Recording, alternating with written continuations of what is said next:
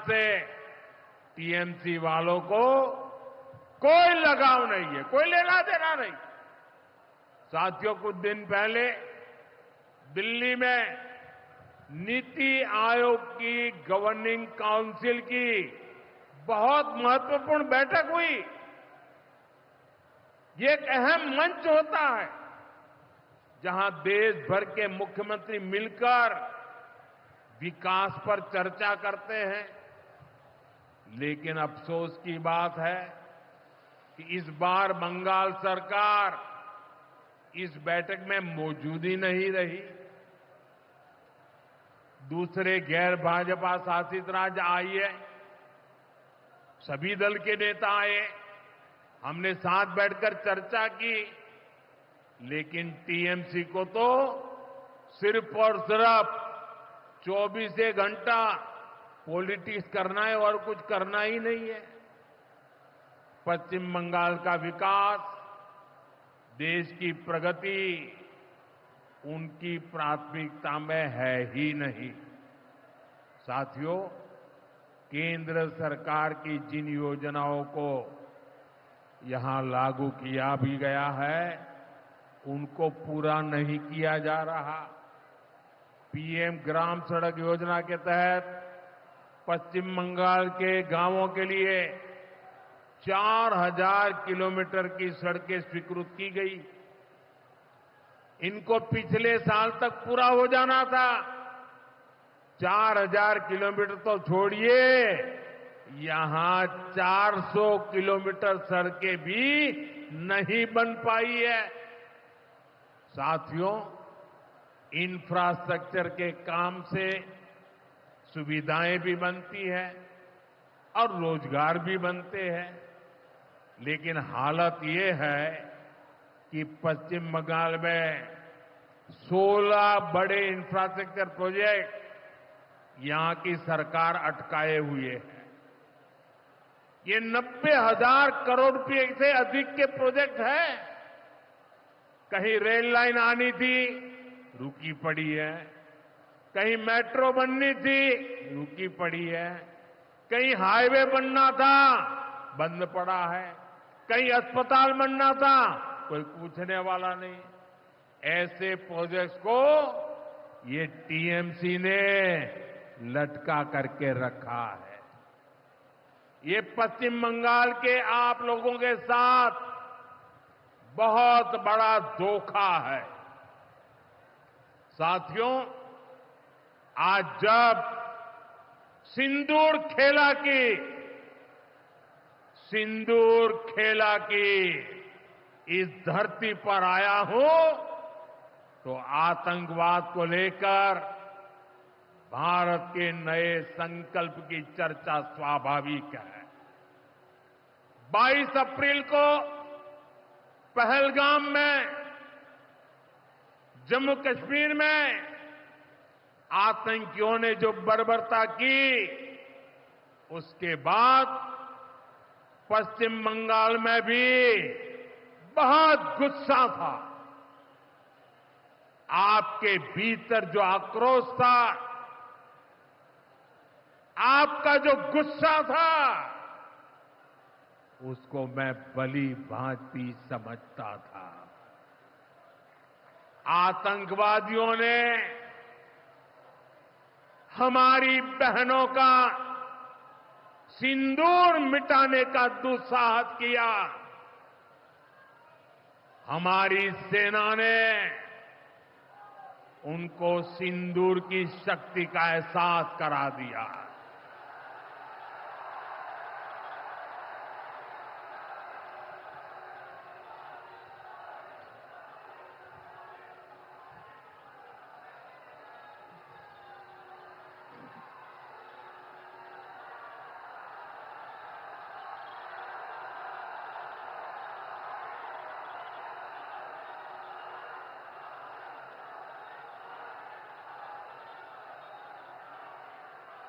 हमने आतंक के उन ठिकानों को तबाह किया जिनकी पाकिस्तान ने कल्पना तक नहीं की थी।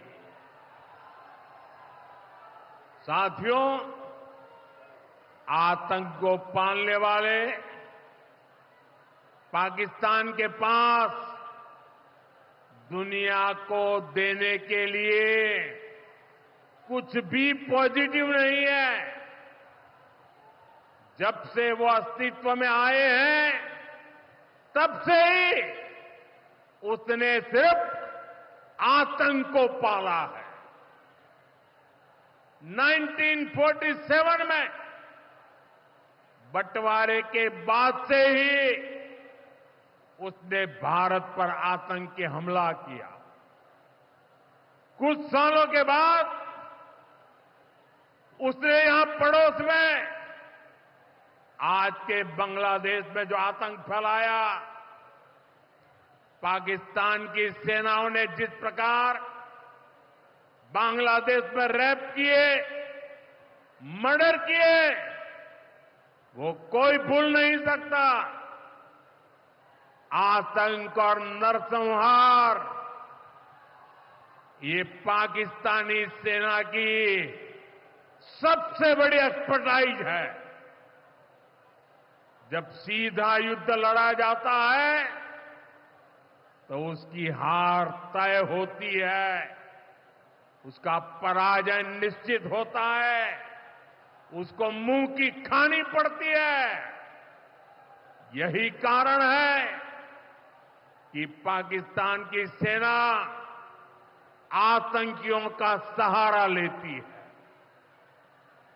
लेकिन पहलगाम हमले के बाद अब भारत ने दुनिया को बता दिया है, भारत अब आतंकी हमला हुआ, भारत पर आतंकी हमला हुआ तो दुश्मन को उसकी बड़ी कीमत चुकानी पड़ेगी।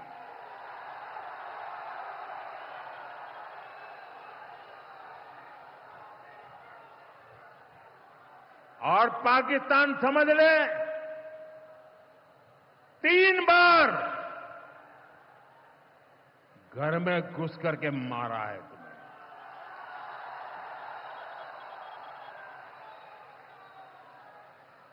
हम शक्ति को पूजने वाले लोग, हम महिषासुर मर्दिनी को पूजते हैं। बंगाल टाइगर की इस धरती से 140 करोड़ भारतीयों का ऐलान है। ऑपरेशन सिंदूर अभी खत्म नहीं हुआ है।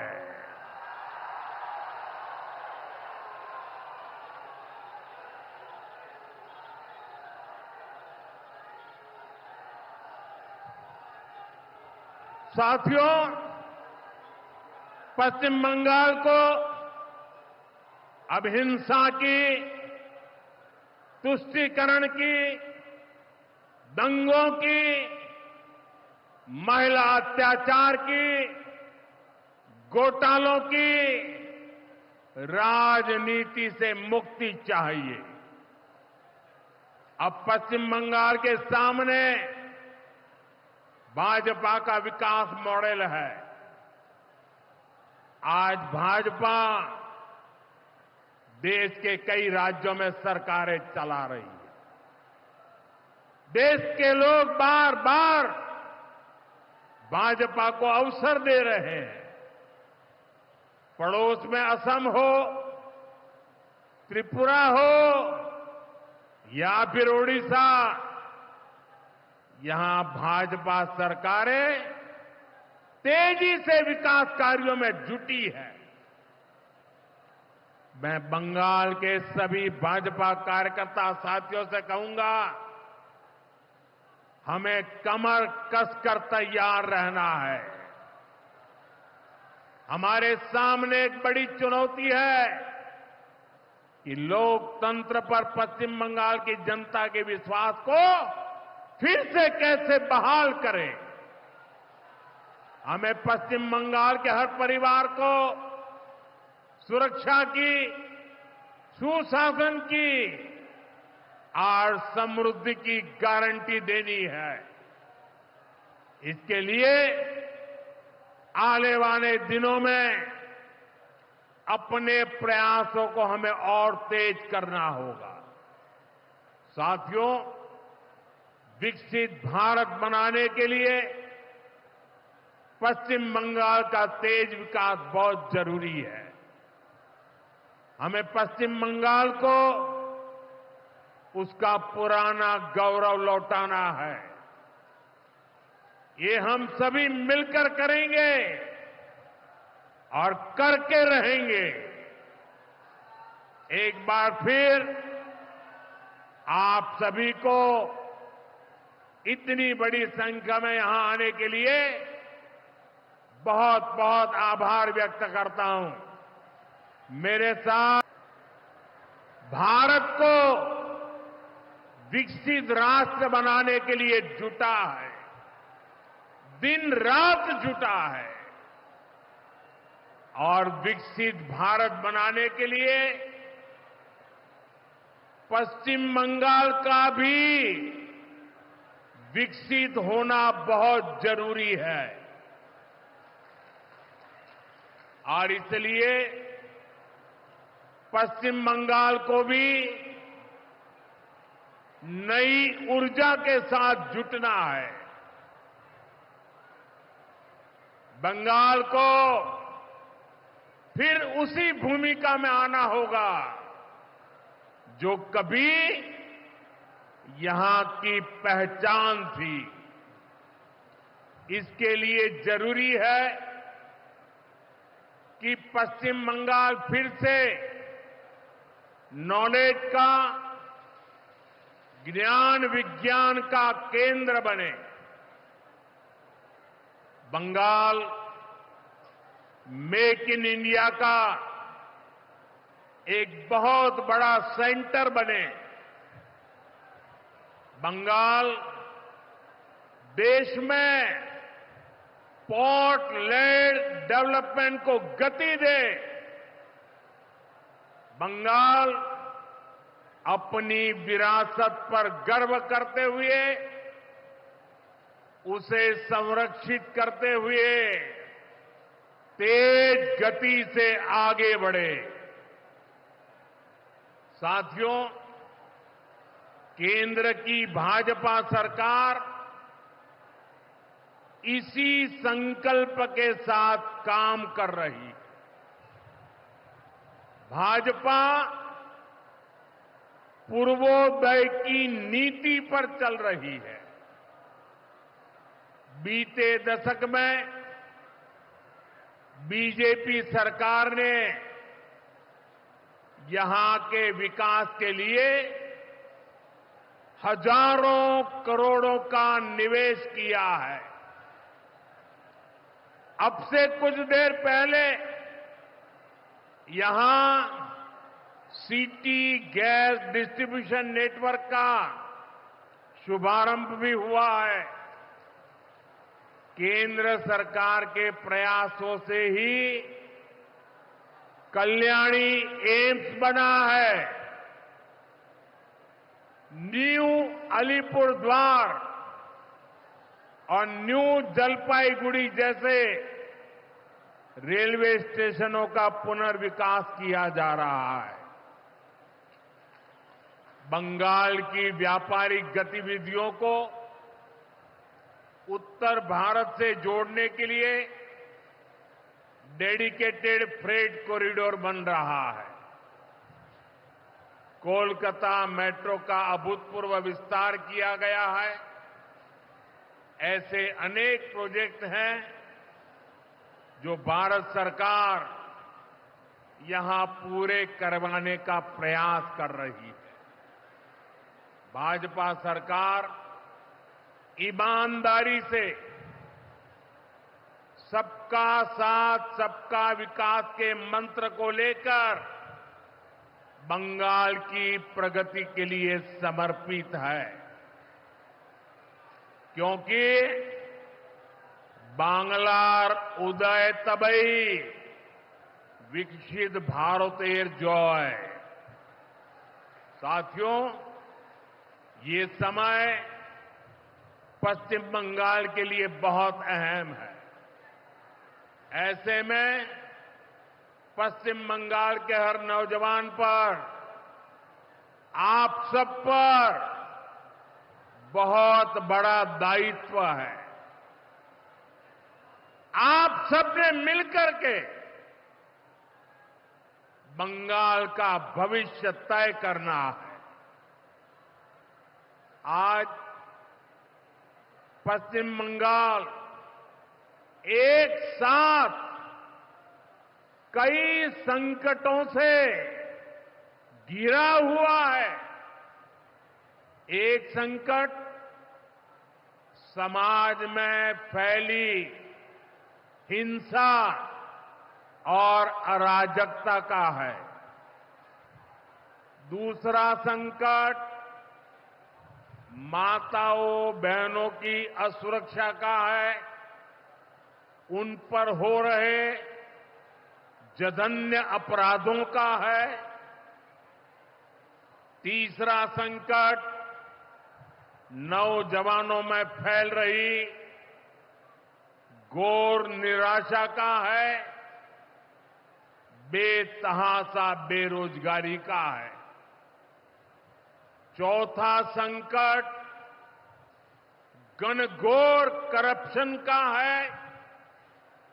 यहां की सिस्टम पर लगातार कम होते जनविश्वास का है। और पांचवा संकट गरीबों का हक छीनने वाली सत्ताधारी पार्टी की स्वार्थी राजनीति का है। साथियों, यहां मुर्शिदाबाद में जो कुछ हुआ, मालदा में जो कुछ हुआ, वो यहां की सरकार की निर्ममता का उदाहरण है। दंगों में गरीब माताओं बहनों की जीवन भर की पूंजी राख कर दी गई। तुष्टीकरण के नाम पर गुंडागिर्दी को खुली छूट दे दी गई।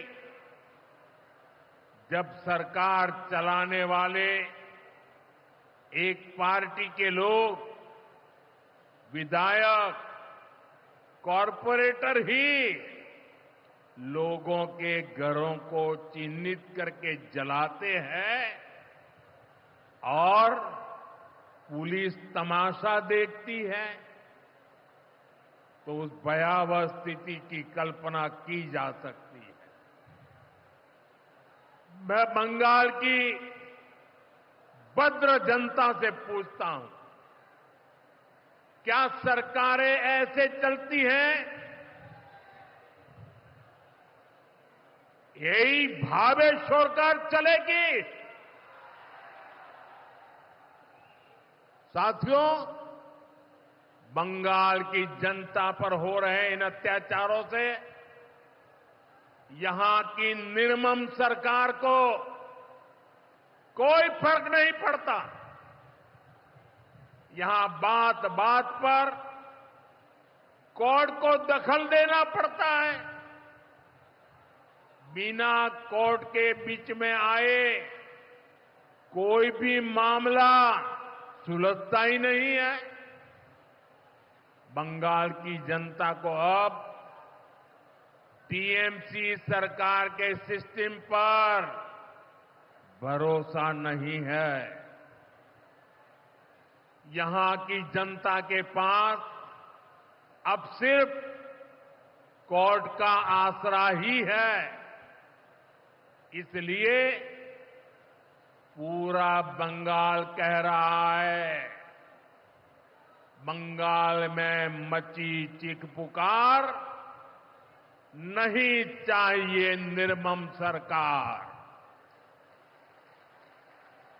बांग्लार चित्कार लागबे ना, निर्मम सरकार।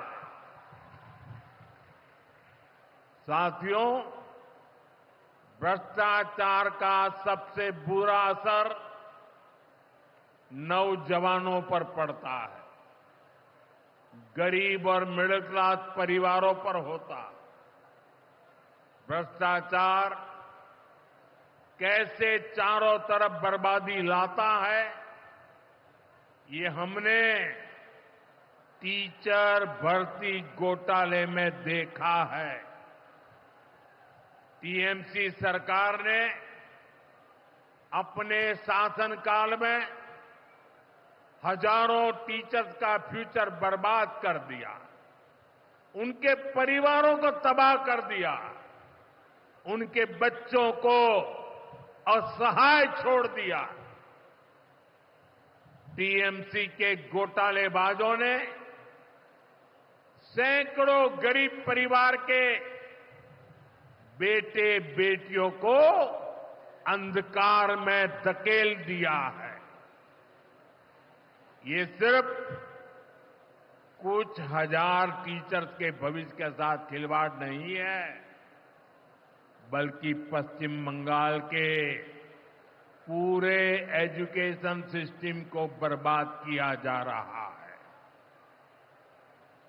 टीचर्स के अभाव में लाखों बच्चों का भविष्य दांव पर है। इतना बड़ा पाप टीएमसी के नेताओं ने किया है। हद तो ये है कि ये लोग आज भी अपनी गलती मानने को तैयार नहीं है। उल्टा देश की अदालत को, न्यायपालिका को, कोर्ट को दोषी ठहराते हैं।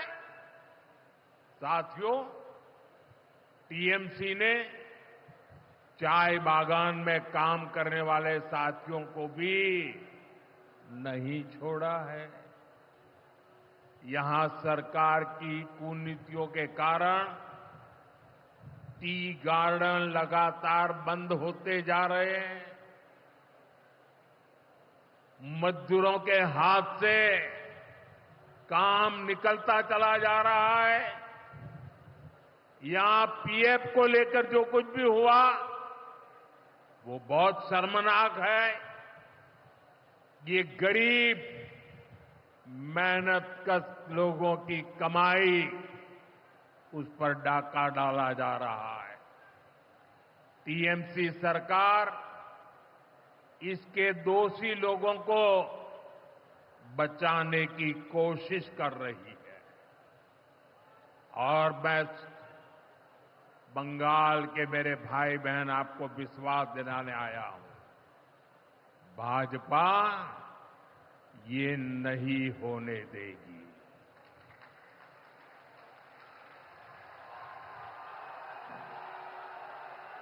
साथियों, राजनीति अपनी जगह पर है, लेकिन गरीब, दलित, पिछड़े, आदिवासी और महिलाओं से टीएमसी क्यों दुश्मनी निकाल रही है? पश्चिम बंगाल के गरीब, एससी, एसटी, ओबीसी के लिए जो भी योजनाएं देश में चल रही है, उनमें से बहुत सारी योजनाएं यहां लागू ही नहीं होने दी जा रही है। पूरे देश में करोड़ों लोगों को आयुष्मान योजना के तहत मुफ्त इलाज मिल चुका है, लेकिन मुझे दुख के साथ कहना पड़ रहा है, इसका फायदा पश्चिम बंगाल के मेरे भाई बहनों को नहीं मिल रहा। पश्चिम बंगाल का कोई साथी अगर दिल्ली, बेंगलुरु, चेन्नई गया है, उसको वहां मुफ्त इलाज नहीं मिल पाता है, क्योंकि निर्मम सरकार ने बंगाल के अपने लोगों को आयुष्मान कार्ड देने ही नहीं दिया।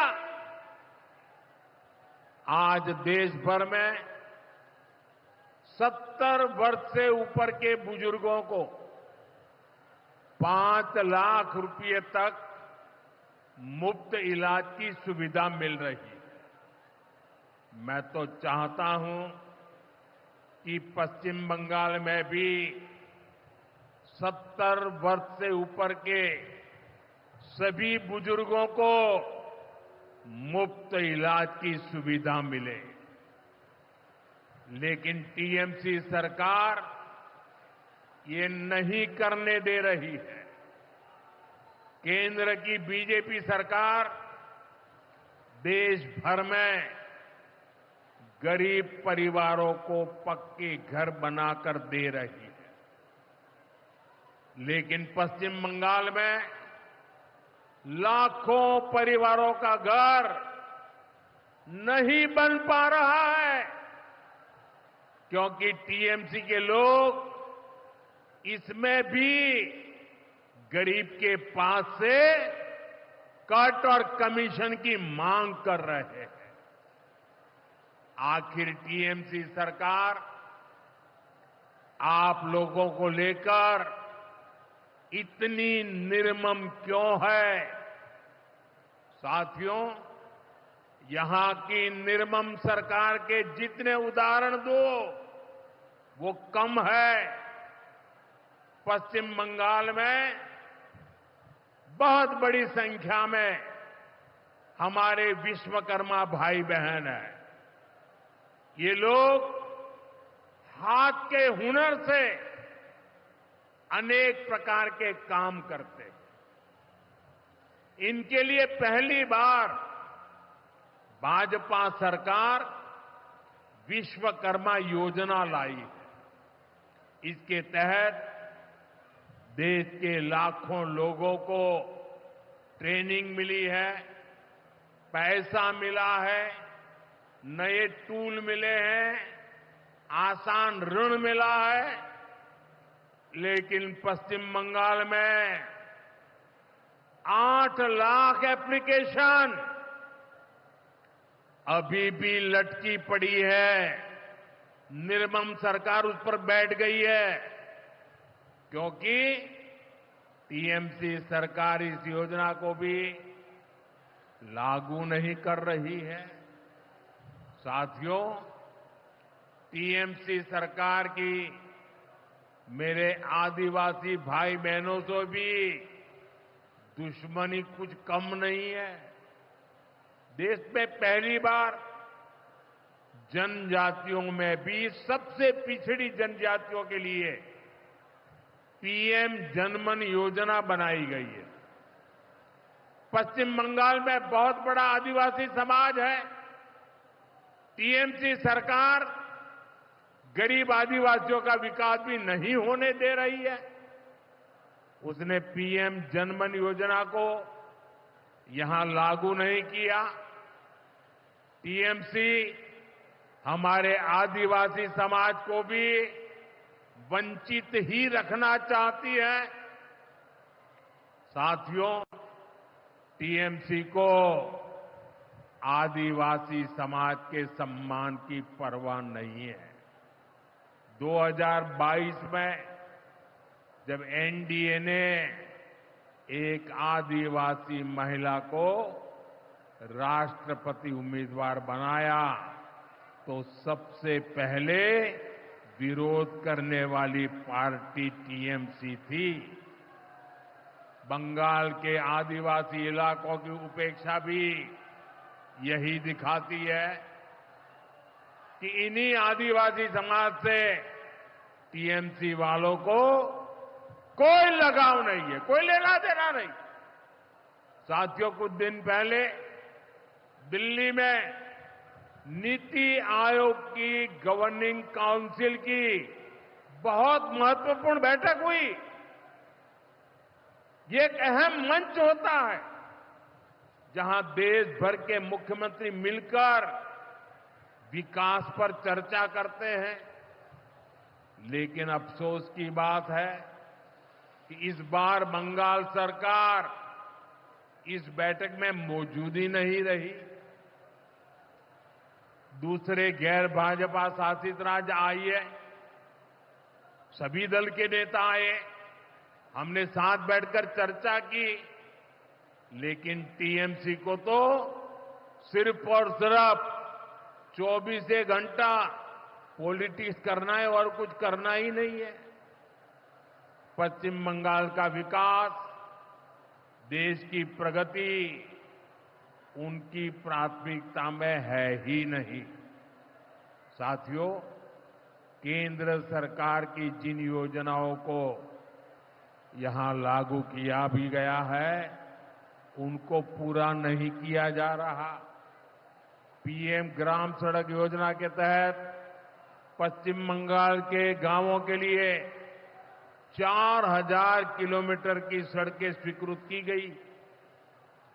इनको पिछले साल तक पूरा हो जाना था। 4000 किलोमीटर तो छोड़िए, यहां 400 किलोमीटर सड़कें भी नहीं बन पाई है। साथियों, इंफ्रास्ट्रक्चर के काम से सुविधाएं भी बनती है और रोजगार भी बनते हैं, लेकिन हालत ये है कि पश्चिम बंगाल में 16 बड़े इंफ्रास्ट्रक्चर प्रोजेक्ट यहां की सरकार अटकाए हुए है। ये 90,000 करोड़ रुपए से अधिक के प्रोजेक्ट है। कहीं रेल लाइन आनी थी, रुकी पड़ी है। कहीं मेट्रो बननी थी, रुकी पड़ी है। कहीं हाईवे बनना था, बंद पड़ा है। कहीं अस्पताल बनना था, कोई पूछने वाला नहीं।